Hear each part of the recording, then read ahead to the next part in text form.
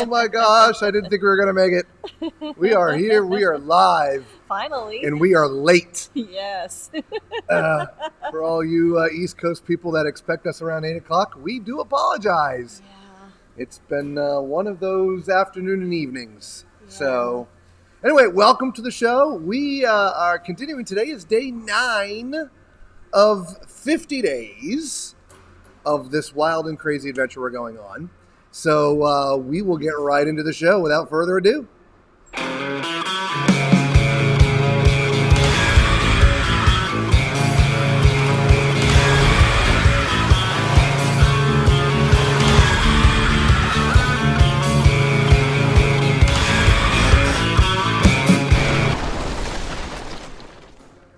And we will take you there. That's what we're doing. We're taking you there now. We are currently on the Anthem of the Seas. Just yesterday, or not yesterday? Yesterday morning? Yeah, yesterday morning. Yesterday morning, we were on the celebration, the Carnival celebration. And today we're on the Anthem of the Seas in the cold North Atlantic. Yes.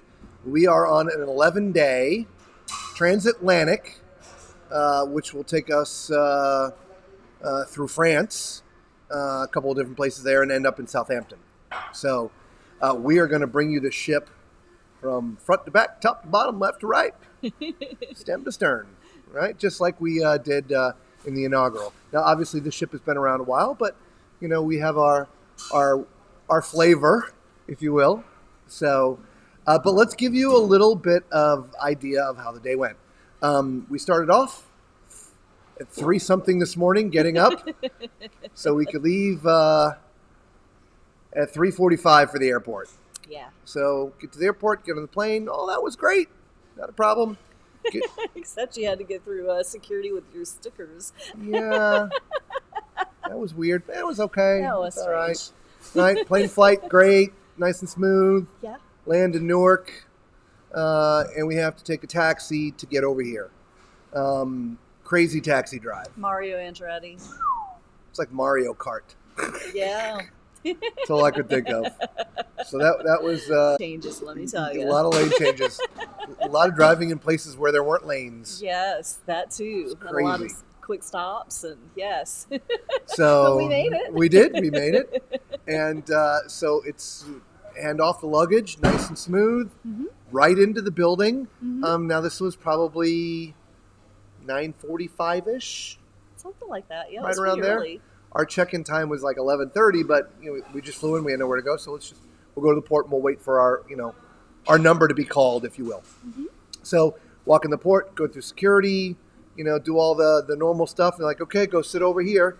And there's basically 2 big corrals with rows of chairs, and they were seating everybody like in order. So first person through the door this morning got chair number 1. We were, the 100th person, whatever. So just rows. So we're sort of used to more of a numbering system or priority system. Nope. In the Port of Bayonne with Royal Caribbean, they just seat you as you arrive. And shortly after that, big roll-up door opened, and row by row, we got onto the ship. Yeah. Pretty much that easy. Yep, it really was. We I don't know ever what to expect. Some embarks are smooth, some are not. This was really quite smooth. Yeah, very easy. So we were on the ship by 10:15, something like that. Yeah. Right? Now we couldn't go to our cabins. Cabins are not ready till about 1 o'clock. But we did want to sneak in and video some for you, which we will show you later in this cruise.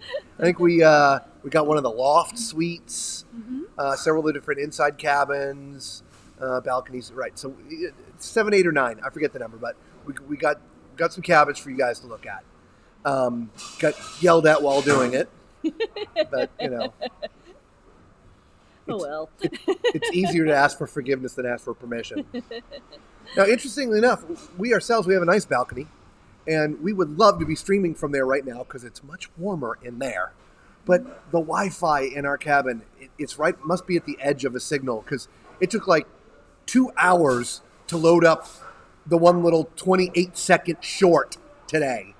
But out in the public spaces, the Wi-Fi is pretty good. Mm-hmm. So that was part of our evening trouble. So let's get into the evening troubles. Anyway, onto the ship, looked around, had some food, videoed a bunch of stuff, went back to the cabin when it was 1 o'clock. Our bags were waiting for us, which was great. That was amazing. Really? Yeah. I was shocked. All three of them. All three of them. Brought them in the room, and since we'd been up since 3 o'clock, we took a nap. Yes, we did. We're tired. 3 o'clock's early. It's early. And then the flight and the taxi. Anyway, so we get up, and was it before the nap? It was before the nap, wasn't it? So we have my time dining or any time dining. I think they call it my time dining. Yes, that was before nap. Okay. Yeah. So before the nap, as we were eating in the Windjammer, which great spread, by the way. Yeah. Beautiful ship. Again, we will show you tomorrow night when we start streaming. We will walk the decks. Okay? So we're going mobile tomorrow. So for those who like the walkabout, we're going on a walkabout. Good eye, mate. We're walkabout. Anyway, so, we're used to anytime dining means that. Anytime. My time. My time. Not the case here. A little bit frustrated with that. Actually, really a lot frustrated, which is one of the reasons why we're so late tonight. You just can't show up. Now, on Carnival ships, if you're doing the anytime, my time dining, you open up their app, you check in, and it lets you know it's going to be 5, 10, 15 minutes, whatever it is. And as soon as your table's ready, it says, okay, come, your table's ready. Okay, awesome. Their system here doesn't work like that. You have to actually make a reservation to go to my time dining or anytime dining, again, whatever it's called. And so the first available seating they had for us was 7:45 tonight. So even if we wanted to eat in the restaurant at 5:30, we could not. They do have a non-reservation line, but they don't guarantee you're going to get a seat. So you could get in, you could be standing there, who knows? So that's a little frustrating. We're not used to eating at 7:45 at night. We usually do the shows. We stream with you guys at 8 o'clock. A lot of things. So now, of course, as we move further east, it'll work itself out time-wise. But right now, it's challenging. So we're going to either be streaming really early and or really late. Okay? So as long as you guys are getting it, I guess that's all that matters, right? I guess so. Of course, for streaming, it's more fun when there's a ton of people there. Exactly. Anyway. Exactly. So,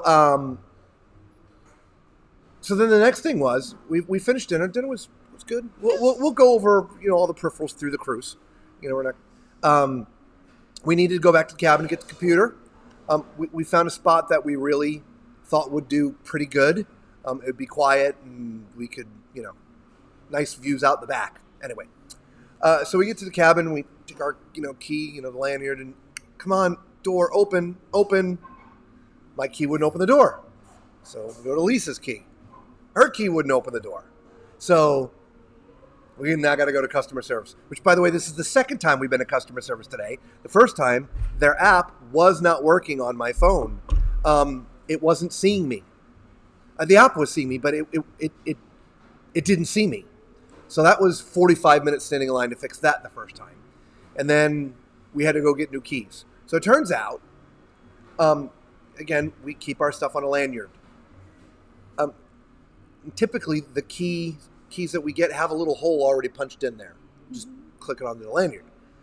Well, these keys don't have a hole, so we actually carry a hole punch because we like the convenience of having the key right there on the lanyard. Well, even with Carnival, before they were pre-punching the holes in there, you just punch a hole in the card and stick it on your lanyard. You're good to go. Well, turns out you can't do that with Royal Caribbean key cards. If you do, click it, put a hole in it, you'll have demagnetized the key, making it worthless, which is what we inadvertently did. We had bookmarks. Yep. Your bookmarks. Bookmarkers. Of course, I kept them. Yeah, they did. Anyway, so we have 2 new keys, and we can't put them on the lanyard, so they're in our pocket. I mean, they make lanyards that have the little plastic sleeves in there that we might get because, as Lisa said, it's just convenient to have it there. It is. You know, all the different times that you need it when you're on the ship, especially for Transatlantic because you're on the ship so many times, so many days. Let's go do the Bing or anyway. And I'm not always wearing pants that have pockets in them. So Yes. then what am I going to do with the key card? Give it to me So you can lose it. so I can lose it.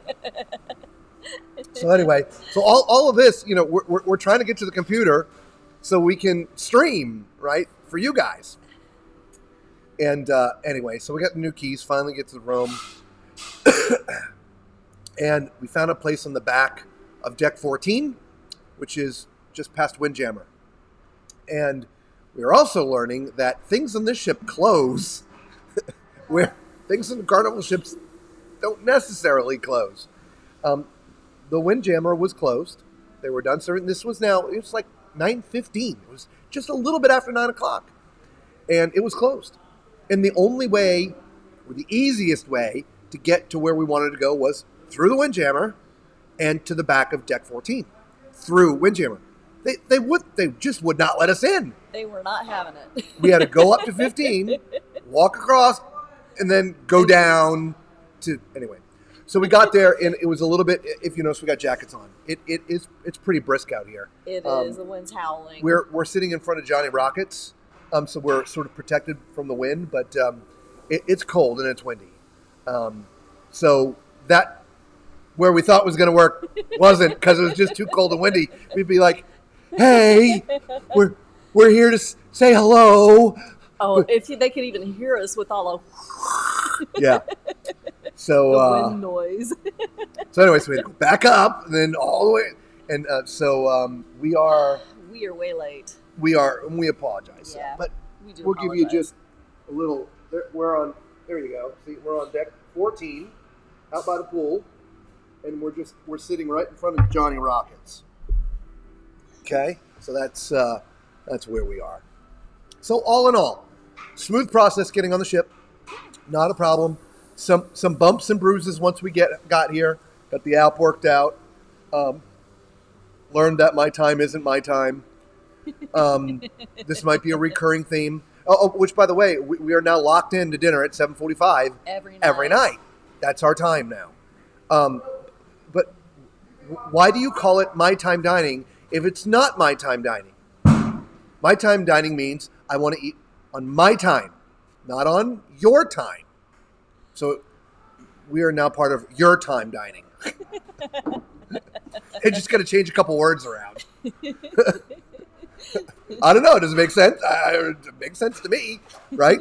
I mean, that's one of the reasons why, my time dining is so popular. It's not a set in stone time, right? We might as well be at a regular dinner service, right? So, anyway, I will give you a couple of fun, quick updates, though, for sure. They've got butter chips. They do, the good kind.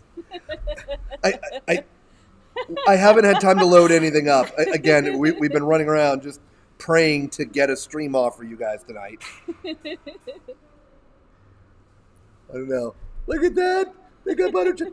Oh, guess what? That's a tablecloth. And a full set of silver. Look at that. Wow. Yeah. Hey, welcome to the stream, and thanks for the thumbs up. Yes, thank you. Who is it? Jelly Time or Paula? It could be Paula. It could be Jelly Time. Yeah, I don't know. It could be Mr. Cruiser. Could be Mr. Cruiser. Yeah. Well, whoever it is, welcome. Welcome to the stream. We are so sorry we are late. Yes. We've actually been on now for about 14 minutes. Lots of trials and tribulations to get to you guys tonight, but we promised to stream tonight, so here we are. We try to keep our promises. Better late than never. So, the dinner service. There was linens and full sets of silverware, and there was a basket of bread, and there was butter chips, and we're like, now this is what we remember. Yes. The service was pretty good, so we got full. We didn't eat dessert because we ate everything else. I did try to snack on the pizza earlier today. It was pretty good. Like the flavor